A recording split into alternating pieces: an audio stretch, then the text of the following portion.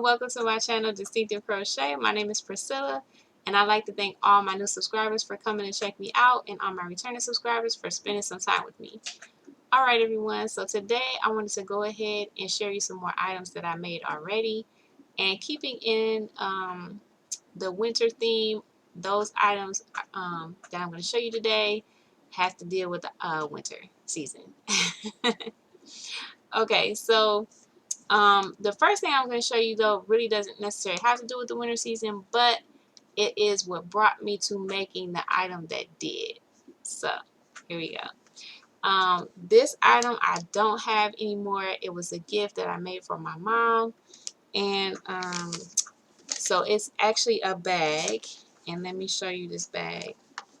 Okay, so this is the bag here that I made for my mom. Well, I mean, not this exact one, it's in the magazine, but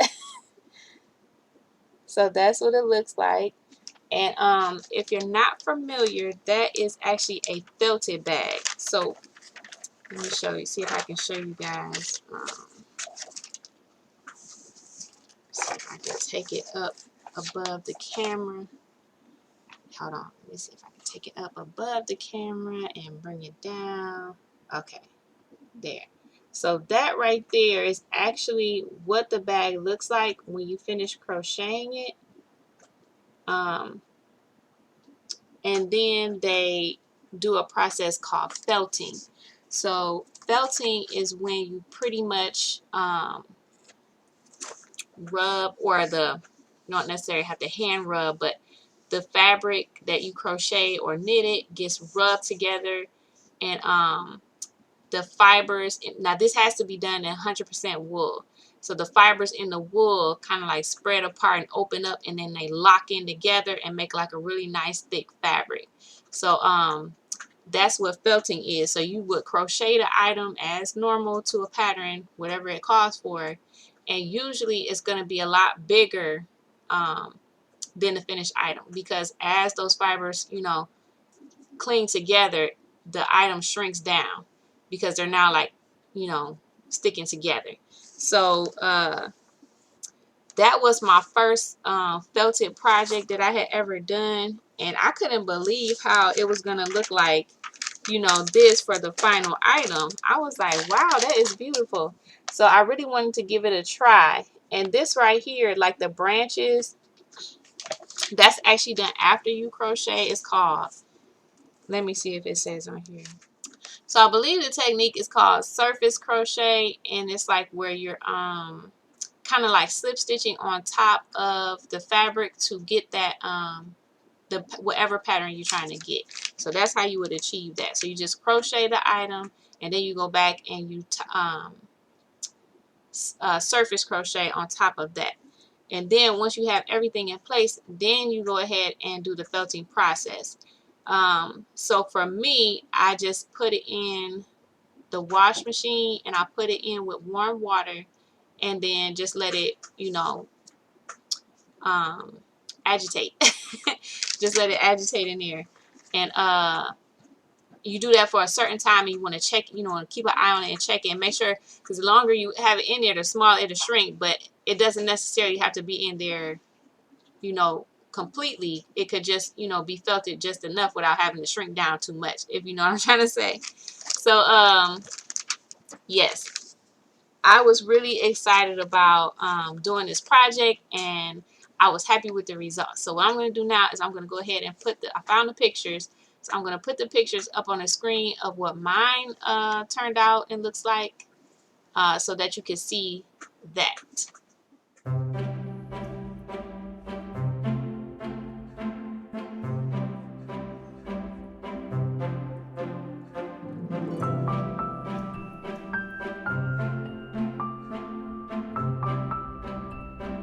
Alright guys, I think I forgot to show you the magazine. So this is the this is the magazine. It's Crochet Winter 2016, and that is the this is the magazine that I got that pattern for the felted bag from, and that was what inspired me to make my next project.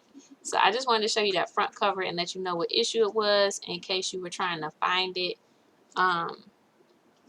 So that is the magazine cover there. All right, now back to the video. Okay, so now that you have seen those pictures, that is what inspired me to make the next item that I made. So the next item that I made was actually a coat. Okay, so I was watching Homemade with Love by Loretta and Blaine, and Loretta had made herself a coat, and it reminded me, well, I mean, I know I have my coats, but I was like, yeah, I should show you guys. And even in the video with my hats and scarves, I was saying like, maybe I should show y'all my coat. So yes, it inspired me to make a felted coat because I really enjoyed the process and how it turned out with the bag, and I wanted to make myself a coat because I really had needed a winter coat. So I was like, let me try to make one. And I know with the crochet, the holes in the stitches can, you know, let air through, and it can be a little breezy, especially in those cold winter days. So I was like, if I felt it, you know, that'll block all the openings, and it'll make it a nice thick fabric. And it's wool, so I figured it'll be warm. So let me show you I actually followed a pattern that I crocheted the coat for. So let me find that for you guys. All right, so this is out of the book. It's out of this book again. But this one, the pattern, like the pattern itself worked out okay. So it was it's out of that book, the Crochet Closet. Sorry, I didn't even say, by Lisa Gentry. And then this is the coat that I actually crocheted. I liked how it was like a double button and it overlapped. So that way I was like, oh, I'll be extra warm, you know, with it being felted and overlapping. So this is what I was, what I had crocheted to make. So now I'm going to go ahead and put in the pictures of it, what it looked like after I finished crocheting it. All right, so here we go.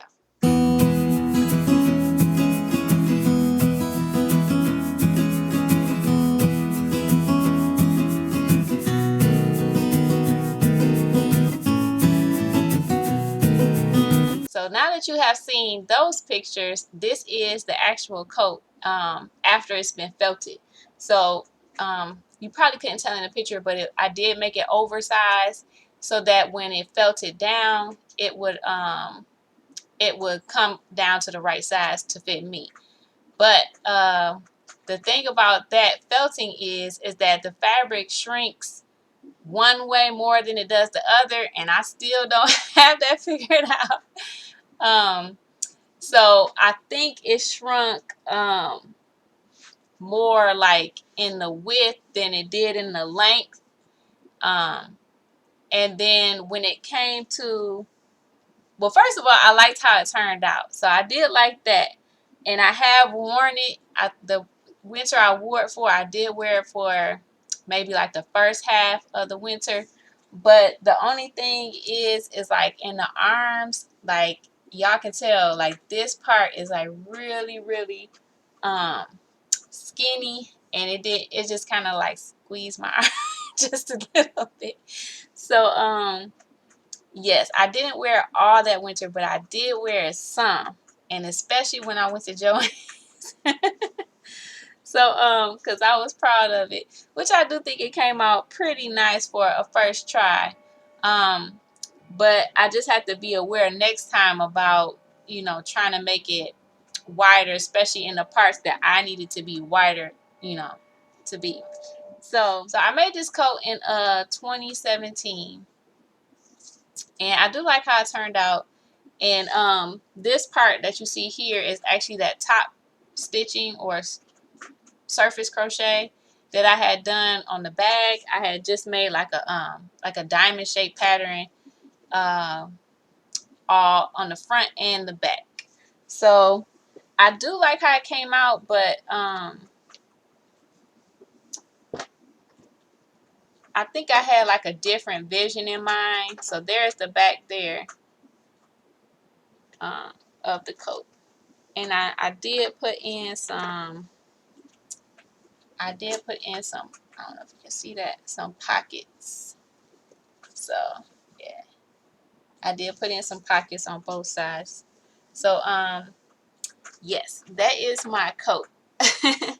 But the very next year in 2018, since this one didn't fit my arms that well, I wanted to go ahead and make another coat and try again.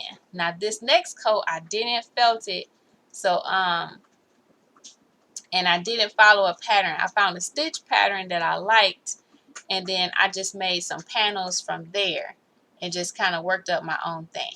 So hang on a second, I'm gonna be right back, and then I'll show you the next coat that I made.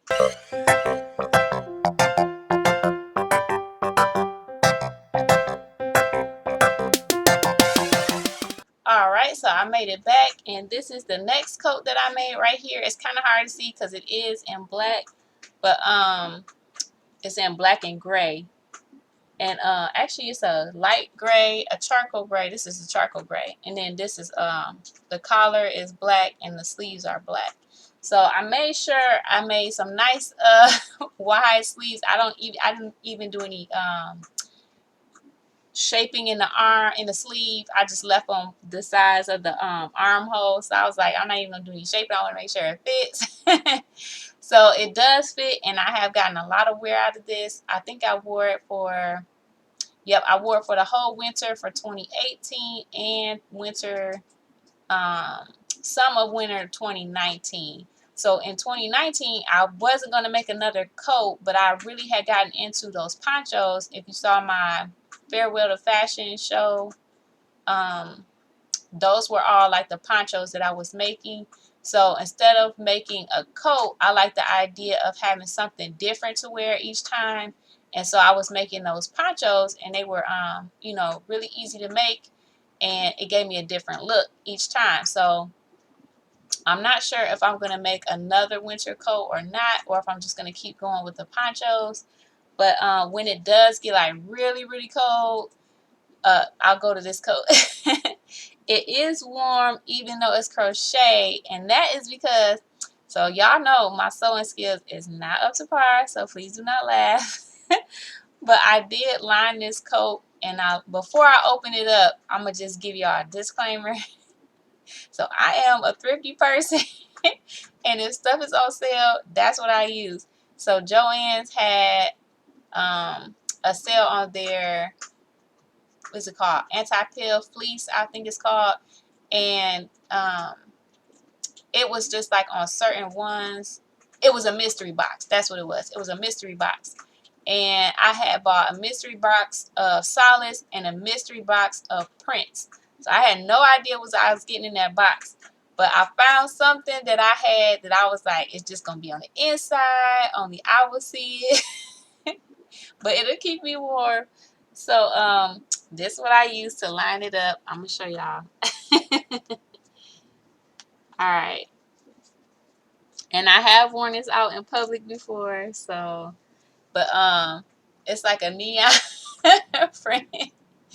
So that is the lining of my coat. So, oh, and some strings. That's from the buttons. But yes. So it does keep me warm enough, and I do wear it. So I'm pretty proud of it. And people have asked me like, "Did you make it go?" And I'm like, "Yes, I did." So the sleeves are a little bit bulky though. So next time, I probably will do some iron shaping if I do make another coat, just so it's not super bulky like that. But other than that, I really liked how it came out. And I forgot to say, like, when the with the other coat, when I felted it, it did shrink the width wise, so I wasn't able to get it to overlap. That's what I'm trying to say. I wasn't able to get it overlap like I had wanted to, but this one I did. It does overlap a bit, and I wanted that sort of asymmetrical kind of like closure. And if I haven't popped in a picture yet already of it, then I will now, but I think I'll put it in earlier so you guys can have a better look at it. But yes, so those are the 2 coats that I've made. And like I said, I'm not sure if I'll be making another coat this year. I might just make some more ponchos because I know I want to do some tutorials for ponchos, but I'm not sure when those will be out because I still have to design them. So yes, that is what I wanted to share with you all today. I really hope you enjoyed seeing my coats that I made. Maybe it might inspire you to make your own as well. And you don't need a pattern, just do what you want to do.